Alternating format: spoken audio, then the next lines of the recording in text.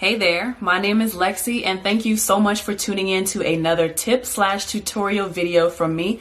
I know it's been a while since I've done one, but this new year I promise I'm going to be more consistent with it. So in this video, I'm going to be talking to you about the purpose of a rehearsal, what a rehearsal is, and some things that you should be trying to achieve in your rehearsal. Now I'm going to be using the example of a vocal rehearsal that I did with a famous artist named Kayla Brianna. It was for the ATL Live in the Park event, and she wanted to do a cover of Killing Me Softly by the Fugees, as well as an original song called Confused. So in this video, I'm going to give you the definition of what a rehearsal is, tell you the purpose of a rehearsal, what you should be doing before, during, and after rehearsal, and then give you my personal experience on this particular example that I'll be showing you in this video. So before we continue, make sure that you give me a big thumbs up on this video, subscribe, and also hit that bell notification so you'll be notified each and every time I post a new video.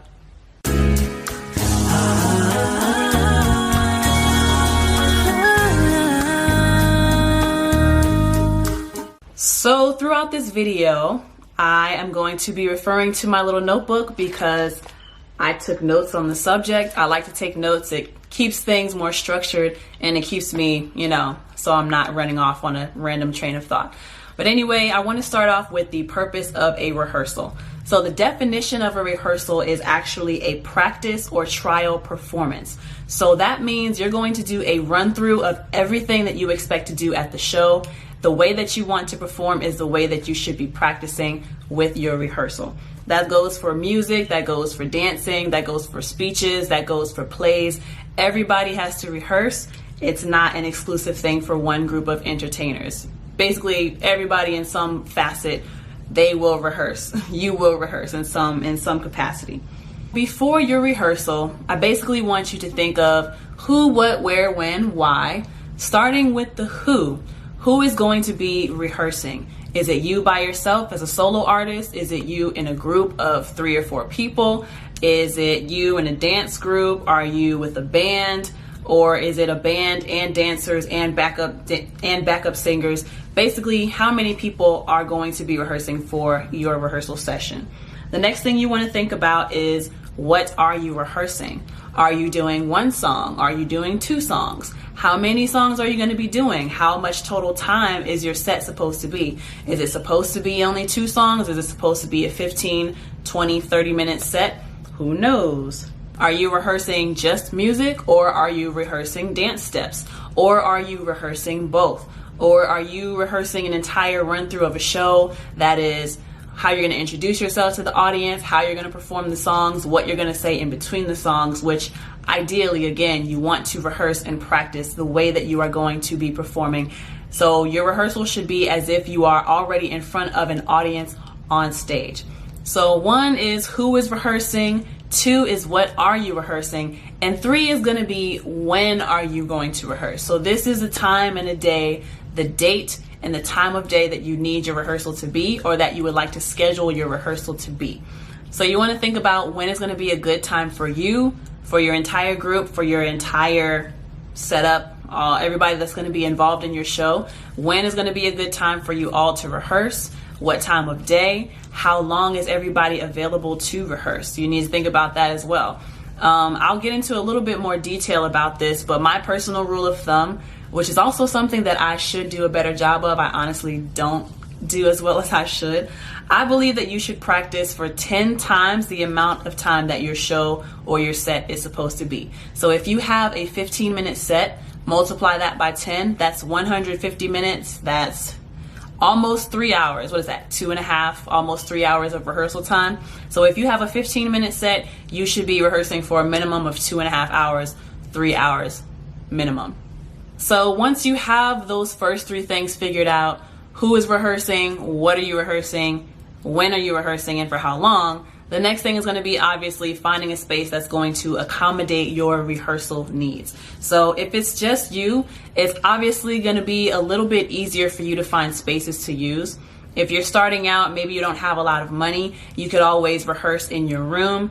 Personally, the way that I set up my room, I always leave a certain open space so that I always have a place to move around freely, whether that's for exercising, honestly, because I like to exercise at home, but it's also a great idea for rehearsing.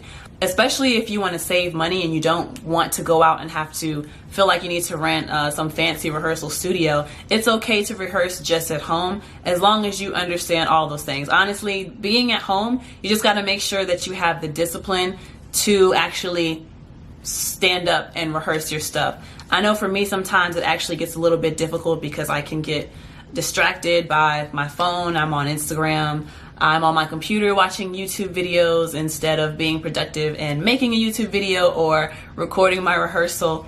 But starting off at home, if it's just you or a small group of people, if it's in your room or even the garage of your house, you can do that as well. But ideally, make sure, if you can, get your hands on a mirror, a big enough mirror that you can see full body length, or at least from the hips up or the waist up. It's a good chance for you to see how you look when you're performing, to be able to see how certain movements are going to come off to an audience. And if you're singing, it's a good opportunity to watch yourself singing in the mirror. So if you don't like the way you look saying certain words, it's a perfect opportunity to pick out, all right, when I say this word, instead of holding my mouth like this, I'm going to hold my mouth like this. I don't even know if that was two separate expressions, but you get the idea. You're basically going through and picking everything that could be better and turning it into a great performance. So if you're rehearsing by yourself, a space could be your bedroom or your garage. If you are rehearsing with a big group of people, it's you and a group of 3 or 4, it's you and your dance group, or it's you and a band, or you, a band, some dancers and some backup singers, then you might want to invest in a big rehearsal space. You can do a simple Google search for dance studio, rehearsal space, rental, those kinds of keywords. I think you'll find a decent studio rental for anywhere from $15 an hour, probably up to $100 an hour, depending on the caliber and the name of the rehearsal space that you're going for. But most of these places, they're going to be in warehouse looking areas. It's a very nice sized room. It's already going to have mirrors along every side of the room, at least on 3 walls of the room, I would say, so that you're able to see yourself from all different angles. If you're in a rehearsal studio that caters more towards singers and vocalists, then they'll already have a sound system set up for you, so you'll be able to hear how you will actually sound in a microphone with your voice coming through speakers, as opposed to just dance spaces that don't have a microphone set up, but they do have a sound system. You wouldn't be able to hear what your full performance would be like. So keep that in mind. What are your needs for your rehearsal space?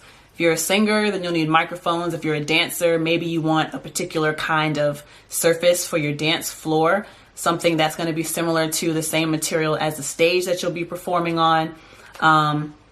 The benefit of having that rehearsal space is that you can actually block off the space that you think you'll need for your stage, if that makes sense. So again, I say practice the way that you want to perform. And when you're in these big rehearsal spaces, you can actually look at, all right, the stage is going to be about this far, so I need to make sure I'm walking this distance, and I can only go up this far from the stage. I can only go back this far, because, you know, you want to make sure you're keeping the dimensions of the stage in mind when you're in these rehearsal spaces. For the actual rehearsal, you should book your rehearsal time at least 24 hours in advance. And you may even have to give a deposit for these rehearsal spaces if you choose to rent a place out. But you want to make sure that you show up 15 to 20 minutes prior. Why? Because you want to make sure that your reservation is good to go, and you want to make sure that you're getting settled, you get all your stuff set up, you have your water, maybe you have a few snacks, put everything into place, get your music set up. The people who prepare the room for you, they may need you to do a few test runs to make sure that the sound system is the way that you want it to sound, and basically to help you have a smooth rehearsal session, if that makes sense. So showing up 15 to 20 minutes early so that you can actually start rehearsing, actually get into the rehearsal at your start time, I think that's a good idea. It's definitely what I would recommend. So now back to the point that I was making earlier in the video, where I believe that you should practice for 10 times longer than what your show time or set time is supposed to be. So I use the example of a 15-minute set. If you know you have a 15-minute set, multiply that by 10, that's 150 minutes. That's almost 3 hours. Now, in my personal opinion, it's better for you to spread out that rehearsal time versus doing a big chunk 1 or 2 days before the show. Now, obviously, it's going to depend again on if you are rehearsing by yourself. Obviously, it's a lot easier to govern yourself when you have free time and how often and how long you can rehearse for. There's a benefit of getting a big rehearsal space for a certain block time of maybe 4 to 8 hours if you are working with a large ensemble of people, a band, dancers, backup singers. In my opinion, ideally, it's better to spread out your rehearsal days. But if the schedule doesn't work for everybody and only one day at a particular time for a certain block of time works, then obviously go with that. But going off of that 15-minute set, you got 3 hours. Let's say your show is on a Tuesday. You should be practicing for at least 1 hour for 3 days, Monday, Sunday, Saturday. Or if you want to do even a little bit more at a time for 30 minutes a day, then let's say your show is on Saturday, you should be practicing, 6 days? So that's Friday, Thursday, Wednesday, Tuesday, Monday, Sunday, 6 days. The reason why I suggest that you do a little bit of rehearsal each day is because it takes off the pressure of having to get everything right a day before the show or a couple of days before the show. And it gives you more time to work out all the kinks and the changes that you might come across when you're going through these rehearsals. So basically what you're doing in rehearsal, you're combing through every little piece of your song, every little piece of a speech or a dance, and you're perfecting each part. I say when you're able to run through the entire set or an entire song or an entire part smoothly 3 to 5 times, then you know you've done a great job with your rehearsal. You have time to fix any mistakes, rearrange any part of the song if you want to, decide if you want to sing something differently because maybe the note is not working for you so well. And it also gives you time to prepare for any mistakes you might make. The example that I like to use is for my song Needed Me. I did a remix to Rihanna's song Needed Me, and before a show I noticed that every time I practiced I was always mixing up her lyrics with my lyrics. So what I did was for 2 weeks I made sure that I practiced in my mind because for some reason I knew I was going to mess it up. I just kept practicing that one area where I knew so that if it happened during showtime that I made the mistake I was anticipating, I wouldn't get flustered and lose my spot in that performance. I would still be able to go on. You know what I mean? So, having more practice time before your show date, it allows you to anticipate certain obstacles and figure out how you want to maneuver around those things. All in all, your rehearsal should be a judgment-free zone. Whether you are rehearsing by yourself or within a group with a large group of people, you want to make sure that it's comfortable. You want to make sure that you're forgiving of yourself, forgiving of the people that you're rehearsing with, because everybody is here to make sure they are correcting those little imperfections that they may see in their own performance. And you just want to make sure that you're giving constructive criticism and not tearing yourself down for messing up a step or for saying a phrase wrong or getting a lyric wrong. And you don't want to bring anybody else down who may have missed a step or missed a couple of words or didn't do a pose. I don't know, whatever it is you're rehearsing. But you want to make sure that you're giving honest, constructive criticism on how to make those little imperfections better, how to avoid those obstacles, instead of downing yourself, judging yourself, downing the people with you, judging the people with you. Rehearsal is all about showing those imperfections and trying as hard as you can to get rid of them. So everybody should be on the same page as far as we just want to get better. So definitely don't judge one another. Again, always have that constructive criticism, always stay positive, and really just try to make it as fun as you can. You don't want it to be a bad experience, obviously. And I feel like I'm being very redundant saying that, but it should be something that's fun because this is your craft. This is something that you should enjoy doing. And although the process is not always as glamorous as many people would like it to be, you got to be able to enjoy every bit of the process. So there is that. So after rehearsal is done, of course, you're going to pack up, you're going to go home. Make sure you drink plenty of water within the day or days leading up to the show so you can be fully hydrated. Make sure you're eating clean so that you will have good energy when the show comes around. Make sure that you're well rested so you don't forget any of the rehearsal that you did, so you don't forget the steps, so you're not moving, I don't know, slow or moving as though it's such a hassle to do this performance. You spend all that time rehearsing, make sure you get the proper rest. It's okay to rest. You don't have to kill yourself to make this thing perfect. Part of the rehearsal, in my opinion, is being able to rest. Make sure you get your water, make sure you're eating properly so that you are completely fresh for the show and you can give your best performance. Other thing you want to do after rehearsal, for the day of your show, you want to plan out your day. Let's say my show is going to be about 3 or 4 o'clock. Well, I'm going to make sure that I wasn't out too late the night before. Make sure that I had enough water the day before. Make sure that I'm waking up when my body wants to wake up, but still not, not at a time that's going to cause me to miss a meal or to miss sound check or something, obviously. But, make sure that my body gets the rest that it needs. I make sure that I eat a good breakfast that morning. I make sure that it's just a stress-free day. I'm spending the 5 or so hours before the show to take my time with my hair or my makeup or my nails. I'm running through any last minute things really quick. No pressure though, because again, this is your craft. This is what you say you love to do. You want to be able to enjoy it. So there shouldn't be that much pressure on the day of your show. Of course, just before you hit that stage, there might be a few jitters that you have to get over, but that's completely normal. Yeah, so what you do after rehearsal, in between the time of the final rehearsal and the show time, it's very important. It's going to play a major role in how well you perform on show day. So as far as my experience with this rehearsal with Kayla Brianna, like I said, we were working on a cover for Killing Me Softly. I was background, and we were working on her original song called Confused, which I'm going to also link in the description box, as well as the Needed Me remix that I did. I'll link that in the description box below, so be on the lookout for that. But overall, I really enjoyed myself. I actually got considered for that role because a guy that I work for, that I engineer for, he knows Kayla Brianna's manager. He recommended me to, be a part of that gig. The rehearsal itself, I thought, was a lot of fun. The guy that I was rehearsing with, I don't remember his name, but he had really good energy, and we were both just kind of like, all right. We luckily knew the song Killing Me Softly already, but when we got to that rehearsal, that was our first time hearing her song Confused. Or maybe, I had just heard Confused maybe a few hours before, because her manager sent us that song maybe the night before or the day before, and I tried to listen to it all throughout the day. But the rehearsal itself was fun.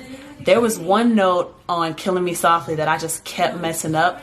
It was like I could sing it when we weren't singing together, but then as soon as we all sang together in unison, I was forgetting the note, even though I knew it in my mind, and I was getting really frustrated with that.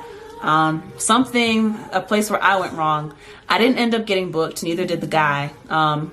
You can actually look up the video for ATL Live in the Park with Kayla Brianna. She had different backup singers, which it was disappointing, but all in all, the whole experience was fun, and I was thankful to have been considered for the position anyway, so it wasn't that bad. But I think where I messed up in a rehearsal, I am an artist myself, but I like to think that I know how to stay in the background and not have too much attention on myself.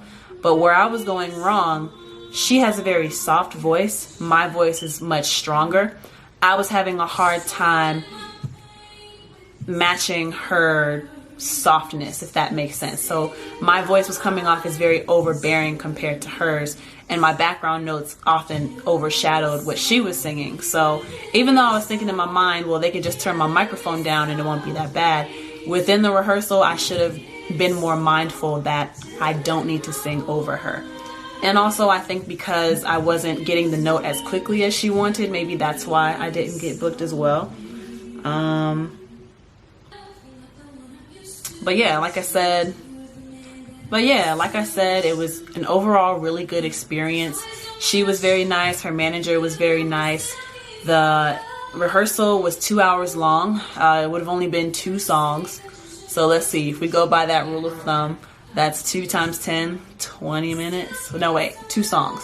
Let's say 10 minutes. So 100 minutes. So 6, 12.